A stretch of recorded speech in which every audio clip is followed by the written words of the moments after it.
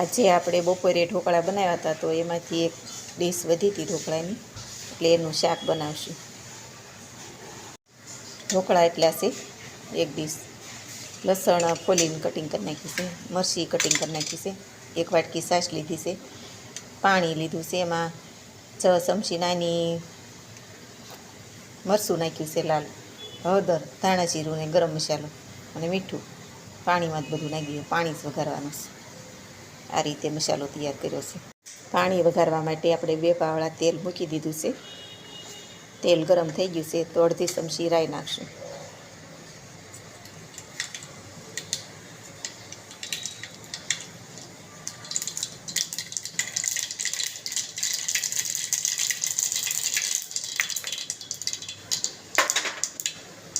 રાઈ પકડી જાય એટલે લસણ નાખશું.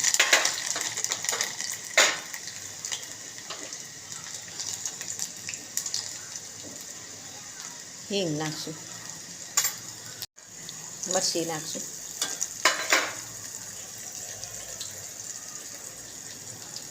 પાણી નાખશું, લાલ મરચું, ધાણા જીરું, મીઠું, ગરમ મસાલો, હળદર બધું પાણીમાં નાખ્યું છે. પાણીનો વઘાર કર્યો. આ રીતે સડવા દઈશું ગ્રેવીને. ચડી જાય એટલે તેલ છૂટું પડે પછી નાખશું ઢોકળા.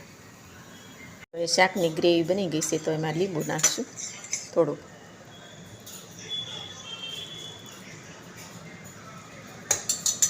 છાશ નાખશું. 1 મિનિટ સડવા દેવાની પછી ઢોકળા નાખવાના. હવે ગ્રેવી સડી ગઈ છે તો આપણે ઢોકળા નાખશું. 5 મિનિટ સડવા દઈશું. રેડી છે આપણું ઢોકળીનું શાક. ધાણા અને લસણ નાખી નીચે ઉતારી લઈશું. રેડી છે આપણું શાક તો સર્વ કરી વાળ્યું છે.